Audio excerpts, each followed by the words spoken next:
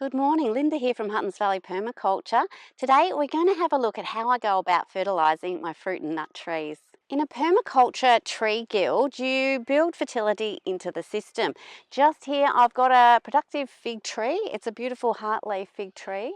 Behind it you can see the Tagasasti tree, and just to this side is a robinia which has just lost its leaf during autumn.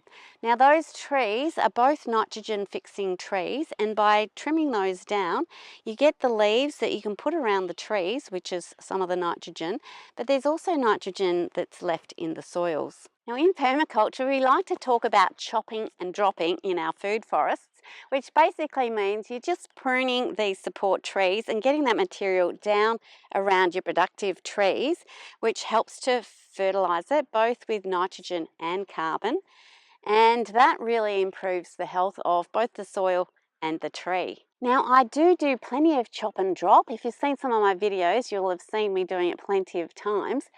But I have plenty of other organic materials that I do like to put around my productive trees. I've got manure from the paddocks, I've got lots of long grasses that I like to chop back, and with all the tree debris, I kind of layer that up around my trees. This is my feijoa tree, a pineapple guava, which I planted about 3 years ago. This past spring was the first time this plant flowered, and there's signs of things to come with the first little fruits forming. A friend of mine recently asked me where to get potash so she could fertilise her feijoas. I explained to her my method of fertilising the trees, which is kind of a bit like a lasagna gardening style, although I don't kind of layer multiple layers, I just do 3 layers. Basically I'll put manure around the plant, then I'll get cut grasses and put that, and then I'll finish it off with a layer of, the tree trimmings that I've got around the place. And that's all I've been doing for this tree for the last 3 years. Now the manure layer isn't essential, but it's something that I've got on hand. When my animals move past areas of the food forest, I'll just grab it off the pasture and redo these trees, when it's close by. But you can just kind of layer up anything you've got, old deciduous leaves, pine needles, all sorts of carbon and nitrogen materials, just to build that up around your trees. And basically that's just building a compost layer on site just where you need it. If you have a look what I've done here, I've got logs at the top, and then we've got the little slope that falls away to the swale itself. I have put this here, and I intend to kind of keep burying it because that will grab a lot of the moisture during winter and slowly release it during dry summers when, the plant just needs that little bit extra help. And that's the idea of building up all that material just there. Now that's what I've been doing here for these rhubarb plants, and also a couple of younger stone fruit trees. These 2 smaller trees are just a recent addition. I think I put them in about a year ago, so they haven't had a lot of time to kind of find their way.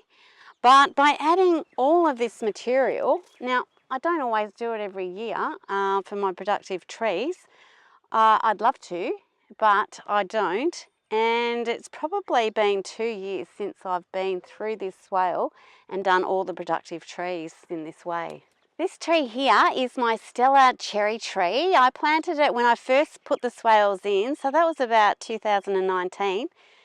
Sort of 6.5 years ago, so it's looking like a really good established tree, and it did produce this year, except the birds got it all, so I don't know how to deal with that just yet, but we'll work that out as we go.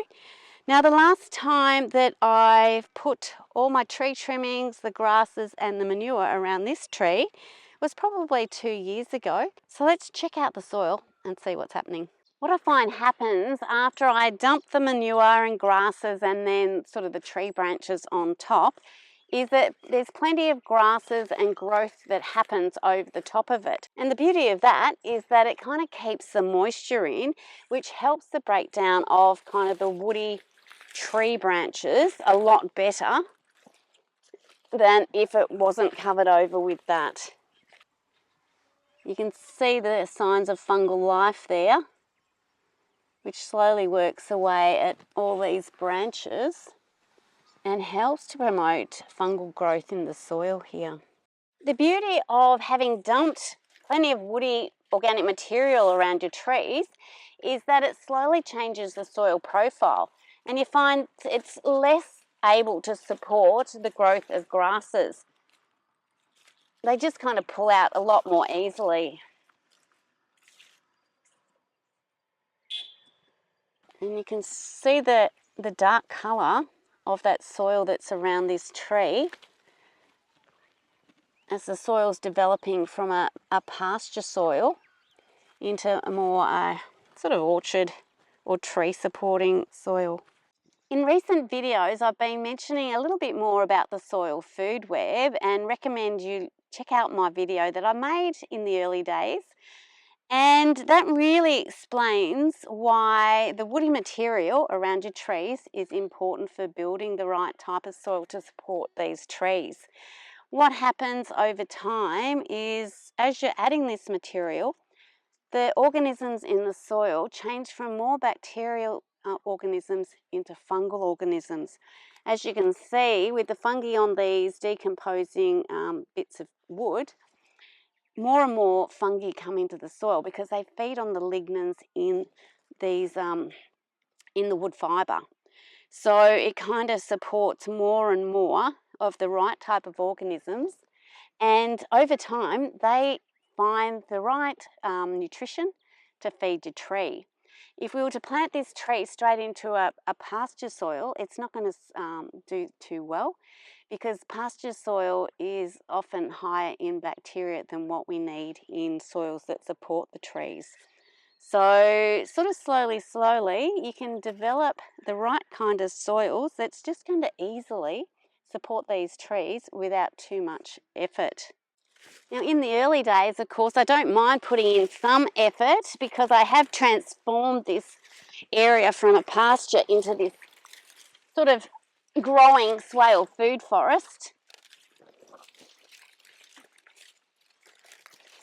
But over time, there'll be less and less effort needed. So I'm just going to dig a little bit here under the tree and we'll take a look at the soil.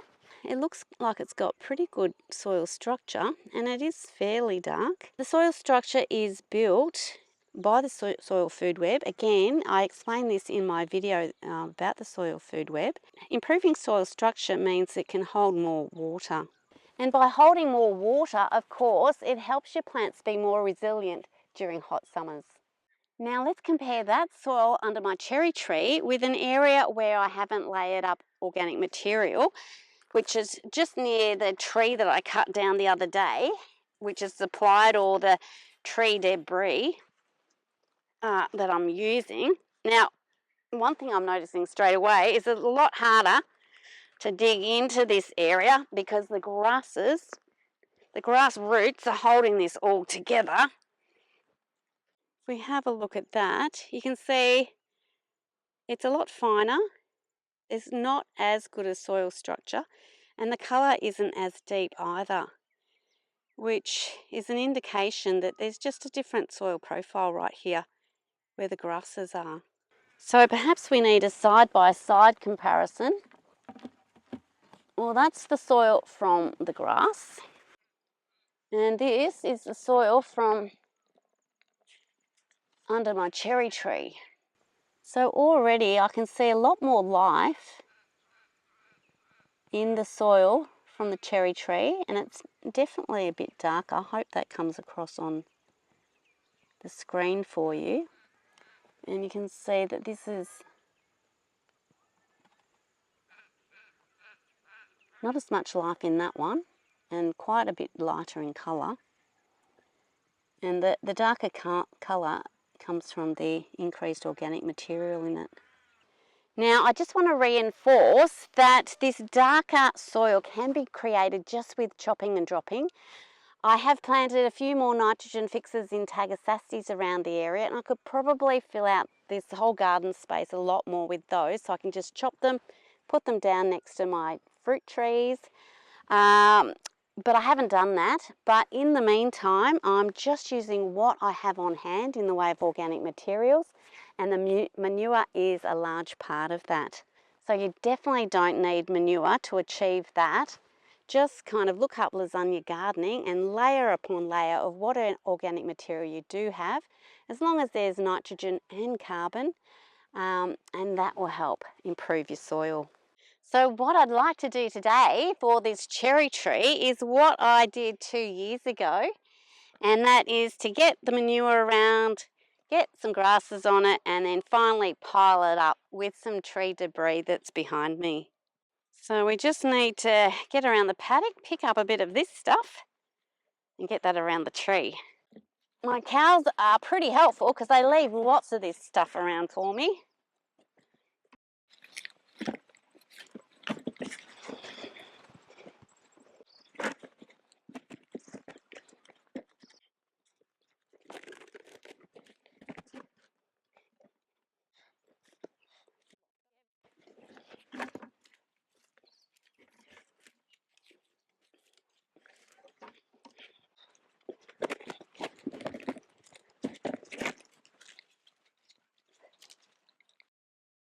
With the manure in place, the next ingredient for my built-in place compost is the grass, which I usually have heaps of because I didn't fully plant out this swale as kind of thickly as probably you should have to get this sort of thing under control. It got away from me quickly at the start, so I'm still dealing with it.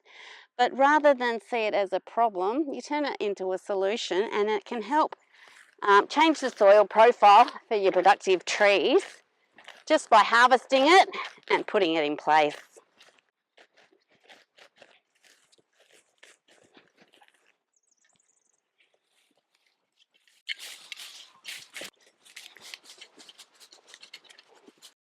And the last thing I usually add is the tree trimmings. I'll grab a bit of this stuff and I'll chop it up into smaller pieces.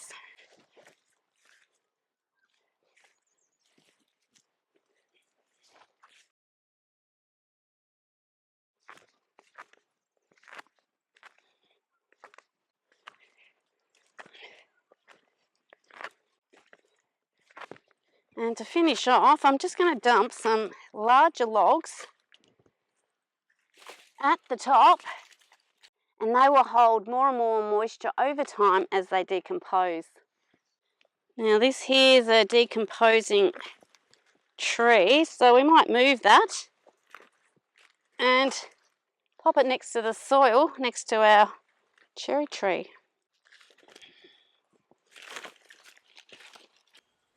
And that's all we need to do for a year or two. So just as a recap, by putting organic material around your productive trees, preferably kind of in layers, carbon and nitrogen. Your carbon are more your brown materials like dried leaves. Your nitrogen are more your green materials like grasses and green garden trimmings, or in my case, manure. Now you don't need manure to be successful with this. It's just about building those layers that will slowly decompose over time. Now the aim of the game is to build the soil, because the soil is what's going to feed your plants down the track. By changing your soil profile from perhaps a grassy soil to one that supports tall trees like this growing cherry tree, you're changing from that bacterial profile to the fungi. Now why that's important, the fungi go and get the minerals from the soil as indicated by the tree itself. So they have kind of a bit of a signalling system that goes on, and the tree gets everything it needs just from the minerals that are in the soil that you've got at home. Check out Elaine Ingham online, who says that you don't need to add in amendments, you just got to build your soil food web. So check out my video, which I'll leave a link in the description, to explain why you don't need to do any more than just this. And as for my friend and the potash, well, she doesn't really need to add potash. If you can build up like this, get that soil food web going, they'll feed your trees. With my cherry tree happy, I can move on to my fig tree now. You can see all the woody material there. I'm just going to pile up my manure and grasses and new tree trimmings right on top of that. If you've enjoyed today's video, please remember to give it a like and also subscribe if you haven't. I'd love to hear in the comments what fruit and nut trees you've got growing. Thank you so much for watching, and I'll see you in the next one.